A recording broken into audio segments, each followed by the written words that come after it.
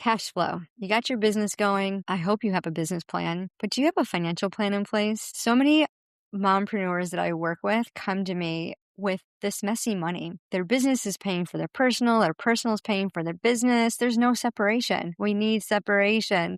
And this is why I started the community, The Smell of Money, over on School. It's one of my favorite places to play now. But in The Smell of Money, we have these hardcore conversations about separating, keeping separate our business money from our personal money and creating a personalized money management system. But we tie that in with aromatherapy, that's the smell of money, so that you can regulate your nervous system and start to feel safe with directing your money your way. To join, grab the link in the comments. Cash flow, confidence, wealth. Welcome to iDateMoney. If you're making money but still wondering where it all went, if you're ready to organize your cash flow, build confidence with money, and create lasting wealth, you're in the right place.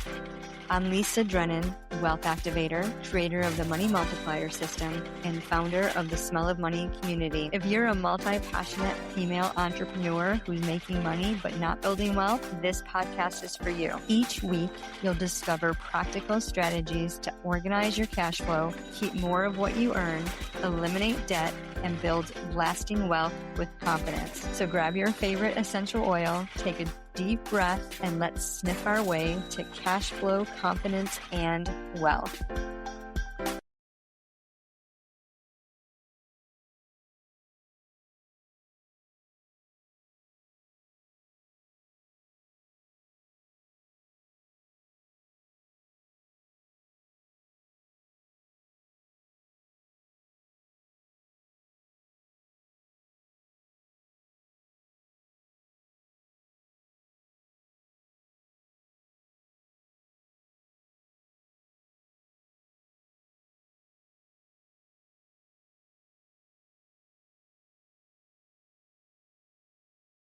Today, we're going to hang out with the Sparkle Queen. Suzanne Castle is the Chief Sparkle Officer, a visionary strategist, award-winning speaker, and modern fairy godmother of business who helps ambitious women trade beige success for champagne energy expansion. Known for her blend of stagecraft, neuroscience, and luxury play, Suzanne transforms leaders from competent to captivating, from overwhelmed to magnetic. It's so funny. I was just doing a profit goldmine call with my clients, and we were talking about the beige society. And it's funny because champagne is actually beige color too, but it has more of that bubbly, that sparkle effect, whereas beige is just flat and boring. And I'm all about the color. Let's sprinkle the color. So thank you so much, Suzanne, for being here. And we're excited to learn from you and to hear your money story. So tell us about this sparkle adventure that you're on and why you think beige is boring. Well, yes, the sparkle factor. So yeah, I used to be a professional actress, a dancer, singer, and I loved playing in all the costumes. And as you can see behind me, I got a sparkle pillow ready to go. And everywhere I go, I used to leave the trail of sparkle behind me. And with a last name like Castle, you kind of have to lean into all of that. That's my real last name. I was born with that. So I was given tiaras from a very early age to wear, and decided I was going to make that part of my messaging with women, especially is, you get to put that on. And we like to think about sparkles and confetti as the moments of celebration for special causes. And I like to come at it as, what if your life is a special cause? What if you are the celebration every single day? And what do we do with our businesses so that they serve us, not the other way around? And so my mission is to help women create sustainable businesses that serve their lives, so that you're not creating a life that serves your business, but your business is serving the life that you really want to lead. And I believe that we all have that light inside of us, and most of us is a little dim. So let's make it really bright so that we can shine together.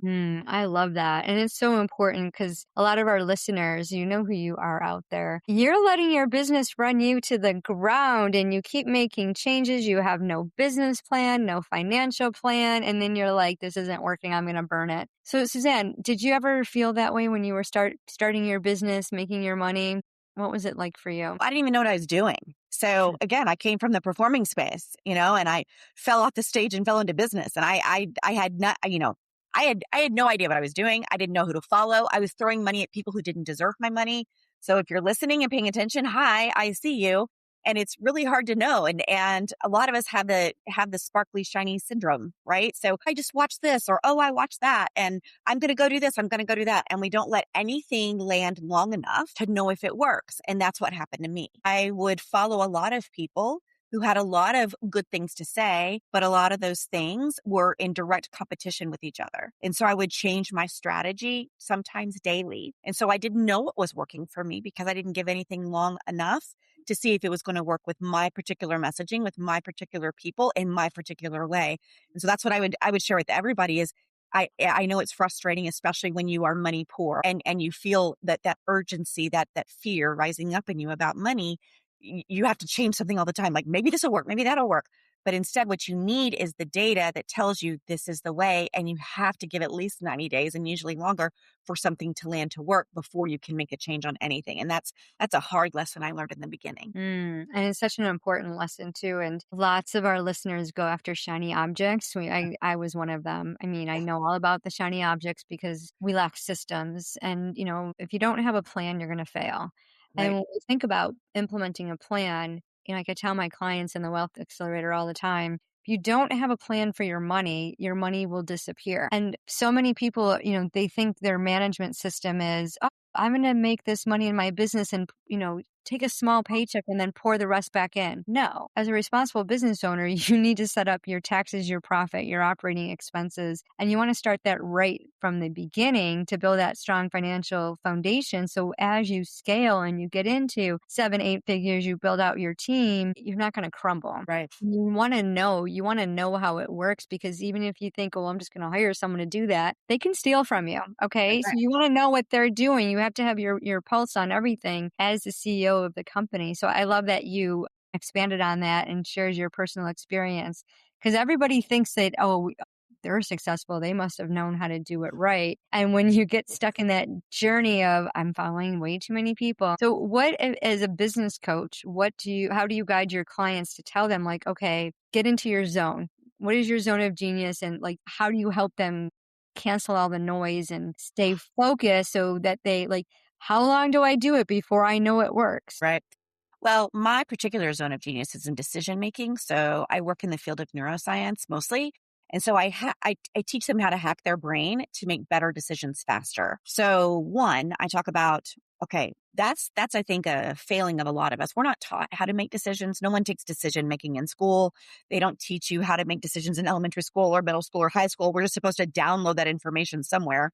And then we get out in the world and we don't really know how to do anything. And now my fear is with AI, as fabulous as it is, and I use it every day. I have fabulous AI agents deployed in my business. It's wonderful, but you still need to have the agency to make effective decision making as a human. And so if you're not doing that, like you just said, someone can steal from you. That could be your intellectual property. It could be your financial property. It could be an idea that you have. So it's really important to understand how to make decisions and when you need to wait and when you need to go. So that's kind of my genius zone, is the strategy behind all the ideation in your business. But what I do teach them is we plan targets for a year, 5 year, 3 years. But if COVID taught us anything, it's that you have to be able to pivot pretty quickly. So we can do targets that long, but we only plan in 90-day chunks. So 90 days is not that long, and 90 days allows you to change something if you need to, but it does allow you long enough to test. So the way that I teach my clients is we do everything in 90 days. 90 days, you can do something for 90 days. I tell them, you may not like it, but you can do it for 90 days. You really can. It's only 3 months, and if you don't like it, you can keep track of why you don't like it, and you can change it after 90 days. And it's a softer way, I think, especially for women, to be like, okay, this is only for this long. It's not even a quarter. It's not even a whole quarter. So 90 days is what we do. And what we're finding, I've been in business for a while, is that women, because if they can follow that for 90 days, and my clients do, they see success faster, because they can download the data and use the data to make decisions. One of the things that we talk about a lot with my clients is feelings should not ever run your business. And yet we get all caught up in our feelings. And we can have feelings about our business, but they should never run your business. And so if we can set aside and go, for 90 days, here is what I'm going to do, and I'm going to stay true to that, then we can use the data to help us analyze our decisions. And then our decisions can make us feel really good about our business, because we're seeing actual things happen about that then loop back in to make better decisions. And so that's really the system that we teach inside the Sparkle Factor. Oh, I love that. It sounds very clear and direct, which a lot of the listeners out there need. And, so many of them are doing businesses that aren't in alignment with their zone of genius. And you had said you had switched from being a performer to a business. That's a huge shift in careers. And when you had said that, I was like, yeah, the starving artist syndrome. Yeah. So what made you shift? And was it because you weren't in your zone and you realized, wait a minute, I would be a better fit for this type of work? No, actually, I had a pretty traumatic fall and my dancing career was over at that point. I just couldn't sustain what I was doing. And I had to throw myself a fabulous pity party, which I highly recommend. I teach that to my clients as well. When something's not going well, give it the time and space that it needs. So with mine, it was all the sad, sappy songs and pints of ice cream and raw cookie dough and all the things that you need. But you have to give it a time frame. And then one of my mom's friends was like, would you come and keynote my women's conference? And we'd love to say, Suzanne, who started Cats, and you'll help us raise a lot of money. And I'm like, okay, sure, whatever, I can do that. And had no idea. And then women were like, oh, we love that. And could you come talk to my entire company? I'm okay, sure. I don't have anything going on. Let's go do that. And from there, it's like, oh, can you come talk to our team? And because I was in theater, you just learn to say yes, yes, and yes, and I kept saying yes. And those yes built a speaking empire, which then built my empire now that I have with women business owners. And I'm trying to teach them how to build an empire of ease and yeses. And to do that, your business has to be sustainable. So my speaking came before my business side because I had to learn pretty quickly, like you said, how to function with money, how to have my systems in place, because I didn't have any of that. I knew how to dance across a stage and sashay. I didn't know what a spreadsheet was to save my life, but I figured it out pretty quickly. What were you speaking on? So about creativity and communication. So Mm. how your brain does that and how you can creatively communicate no matter what the situation is. I love that. And is that how you started with the knowledge of the neuroscience? Is that training that you took or? Yeah, I've developed that training even further. So I have a little trademark method, and we use that neuroscience as part of the work that we do today. Is really a lot of it is how you are. I think the internal system we have is everything as a business owner, and I think it's even more important for women. So, and so I'll be speaking to you right now, everybody listening and watching, the worth story that we tell ourselves. And I'm not even just talking about money, but that worth story that we say is everything. Because if you don't feel valuable, then your business won't be valuable. Your life will never be valuable.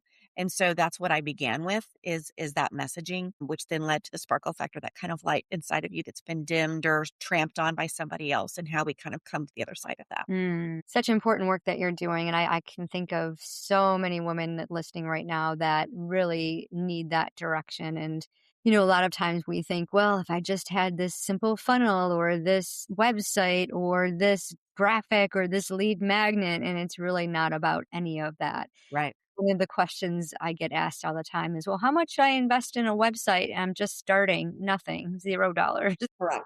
That right there.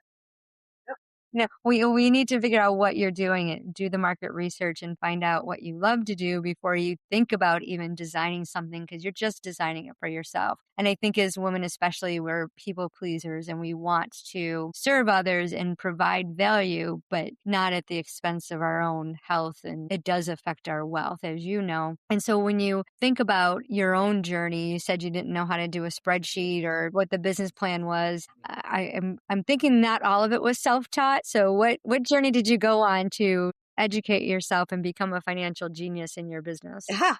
I don't know that I'd call myself a genius, but in my own mind, I am. We'll say it that way. My own story. So, well, one, I poured myself into doing the thing, and I am a ruthless learner. I love to learn, and I love what you said earlier, which is I always believe that I should know how something works before I hire anybody to do it. One, because I don't want anyone to take from me. I need to know how to do that, but also I want to know if they're doing an excellent job, and I want to know who to hire. So I know how to do every single thing in my business, literally. And because I know how to do it, I know what I shouldn't be working on.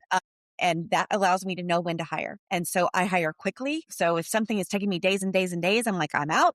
I know enough to be dangerous, and I know that I need to hire that away. And so I have a great team. I hire early. I don't wait. I don't even wait until I have the money. I hire. I hire, I hire. So I have a group of genius women that have come together to help me build my takeover plan of the universe. And together we're making a kind of a great saga, if you will. And they all have a similar mission, and we're coming together to use our genius zones together and their success has allowed mine and vice versa. And so that's what I would, everyone listening, I mean, find those women that will lock arms with you and want to help you rise and help them rise at the same time. And our ecosystem that we've built is truly remarkable, and I couldn't do anything without. I love that. Having a team is so important. Having the right team members in place, surrounding yourself with those people is so important, especially when you do want to scale. So something, for those of you who are like getting ready to go to the 7-figure mark, like this is, you want the right support. So feeling into it, a lot of times we take action without really thinking Mhm. through, and we make decisions that aren't in alignment. So if you could give all of our listeners one action step to take to regain control of their business or their mindset, what would it be? Well, it might not be the thing that you're thinking, Lisa. I think the thing that I would say is take a vacation. And that vacation includes from your email. So from notifications. And I mean that in all seriousness. So I have a wonderful Prince Charming in my life. And so when we go on vacation, I don't have work email on my phone. That's an intentional decision that I made. And so I can't even access any of that. I turn off Trello's how my team manages. I take Trello off my phone so that I'm not tempted in any way, shape, or form.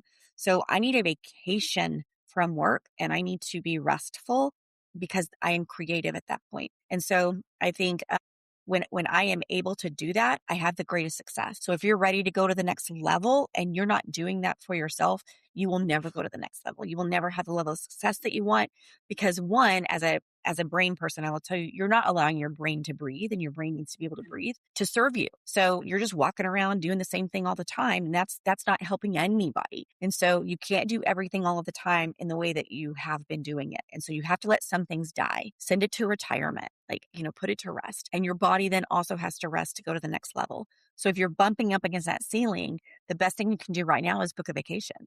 And I know it's weird. It's not take another course. It's not get another coach. It's not any of those things. It's I need to go take a vacation and let everything lay fallow for a little bit and then come back with renewed interest and then see what's sticking and what needs to die. Wow, that's powerful. And that you're right. That's the last thing I would have thought of.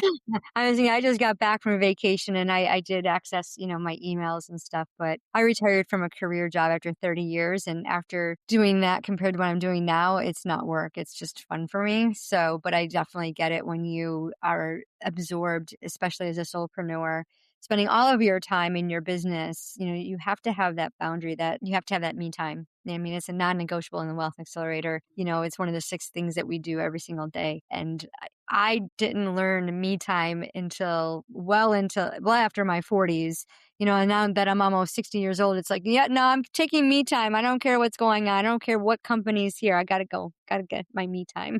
Right. And I think so many of us have bought into the lie that says we can't do that. Everything's going to fall apart. Well, that's a lie you've told yourself. Yeah. And vacation can be a really good teacher for you. Because if something falls apart, okay, well, why did it fall apart?